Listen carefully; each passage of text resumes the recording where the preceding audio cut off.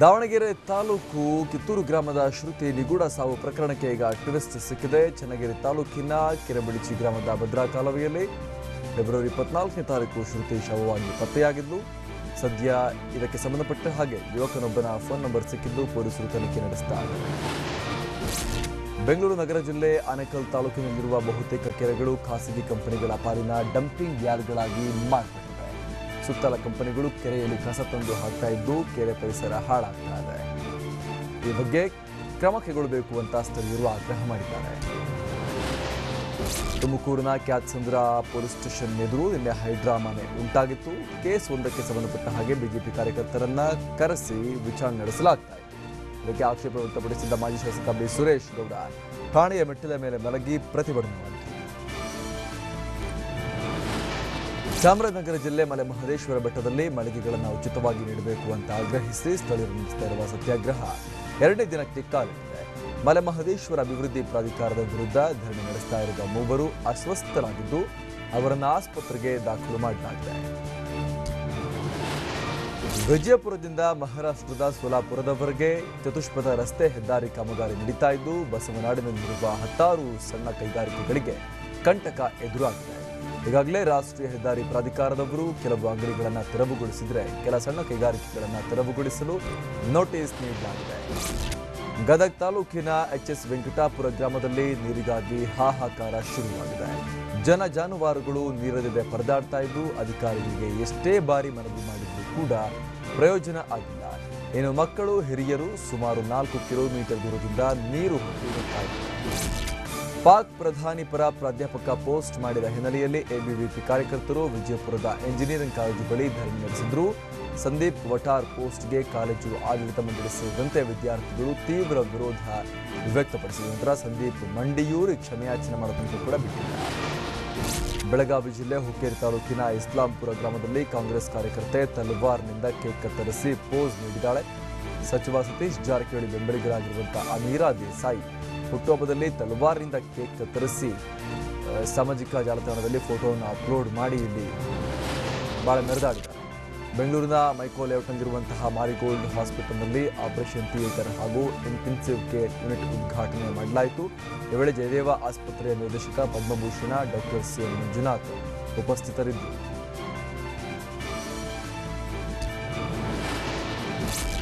ಬೆಂಗಳೂರು ಹೊರವಲಯದ ಏರ್ಪೋರ್ಟ್ ರಸ್ತೆಯ ತರಬಹಳ್ಳಿ ಸಾದಹಳ್ಳಿ ಗ್ರಾಮದ ಸುತ್ತಮುತ್ತ ಚಿರತೆಯೊಂದು ಕಾಣಿಸಿಕೊಂಡು ಆತಂಕ ಸೃಷ್ಟಿಸಿದೆ.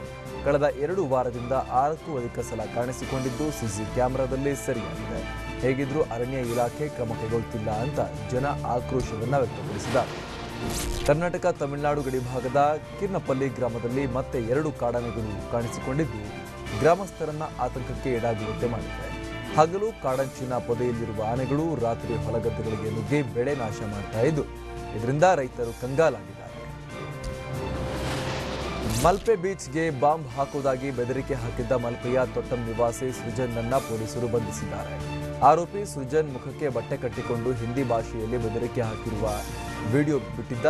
ಇದು ಕರಾವಳಿಯಲ್ಲಿ ಆತಂಕವನ್ನ ಸೃಷ್ಟಿ ಮಾಡಿತ್ತು. ಭಾರತವನ್ನ ಬಲಿಷ್ಠ ರಾಷ್ಟ್ರವನ್ನಾಗಿ ಪರಿವರ್ತಿಸಲು ಚುನಾವಣೆ ನಡೆಸಬೇಕಾಗಿದೆಯೇ ಹೊರತು ಒಂದು ಕುಟುಂಬದ ಯುವರಾಜನನ್ನ ಪ್ರಧಾನಿಯಾಗಿ ಮಾಡೋದಕ್ಕೆ ಅಲ್ಲ ಅಂತ ಅಮಿತ್ ಶಾ ಹೇಳಿದ್ದಾರೆ. ಅಲ್ಲದೆ ದೇಶ ಹಾಗೂ ದೇಶದ ಆರ್ಥಿಕತೆಗಾಗಿ ಚುನಾವಣೆ ನಡೆಯಬೇಕು ಅಂತ ಕೂಡ ಅಮಿತ್ ಶಾ ಹೇಳಿದ್ದಾರೆ. ಅಭಿನಂದನ್ ಅನ್ನುವ ಪದದ ಅರ್ಥ ಈ ಹಿಂದೆ ಕಂಗ್ರಾಚ್ಯುಲೇಷನ್ ಅಂತ ಇತ್ತು. ಇನ್ನು ಮುಂದೆ ಅಭಿನಂದನ್ ಪದಕ್ಕೆ ಹೊಸ ಅರ್ಥ ಸಿಗುತ್ತೆ ಅಂತ ಪ್ರಧಾನಿ ನರೇಂದ್ರ ಮೋದಿ ಹೇಳಿದ್ದಾರೆ. ದೆಹಲಿಯಲ್ಲಿ ಮಾತನಾಡಿದ ಅವರು ಭಾರತಕ್ಕೆ ನಿಘಂಟಿನಲ್ಲಿರುವ ಪದದ ಅರ್ಥ ಬದಲಿಸುವ ತಾಕತ್ತಿದೆ ಅಂತ ಸೇನೆಯನ್ನ ಕೊಂಡಾಡಿದ್ದಾರೆ. ಪಾಕ್ ಪ್ರಧಾನಿ ಇಮ್ರಾನ್ ಖಾನ್ ವಿರುದ್ಧ ಎಐಎಂಐಎಂ ಮುಖ್ಯಸ್ಥ ಅಸದುದ್ದೀನ್ ಒವೈಸಿ ತೀವ್ರ ವಾಗ್ದಾಳಿ ಮಾಡಿದ್ದಾರೆ. ಭಾರತದಲ್ಲಿನ ಮುಸ್ಲಿಮರು ಉತ್ತಮ ಜೀವನ ಸಾಗಿಸ್ತಾ ಇದ್ದೀವಿ, ನಾವು ಚೆನ್ನಾಗಿದ್ದೀವಿ. ಮೊದಲು ನಿಮ್ಮ ದೇಶದಲ್ಲಿರುವ ಲಷ್ಕರ್ ಎ ತೈಬಾ ಜೈಷೆ ಉಗ್ರ ಸಂಘಟನೆಗಳನ್ನು ನಿರ್ಮೂಲನೆ ಮಾಡಿ ಅಂತ ಹೇಳಿ ಪಾಕಿಸ್ತಾನ ವಿರುದ್ಧ ಕಿಡಿಕಾರಿದ್ದಾರೆ. ಕಾಂಗ್ರೆಸ್ ಸಮಾವೇಶಕ್ಕೆ ಆಗಮಿಸಿದ್ದ ರಾಹುಲ್ ಗಾಂಧಿ ಜಾರ್ಖಂಡ್ ಕಲೆಯನ್ನು ಬಿಂಬಿಸುವ ಜನಪದ ನೃತ್ಯಕ್ಕೆ ಹೆಜ್ಜೆ ಹಾಕುವ ಪ್ರಯತ್ನ ಮಾಡಿದ್ದಾರೆ. ರಾಹುಲ್ ಗಾಂಧಿ ಕಣ್ಣು ಪಿಳಿ ಬಿಟ್ಟು ಡ್ಯಾನ್ಸ್ ಮಾಡಿರುವ ವಿಡಿಯೋ ಈಗ ವೈರಲ್ ಆಗಿದೆ.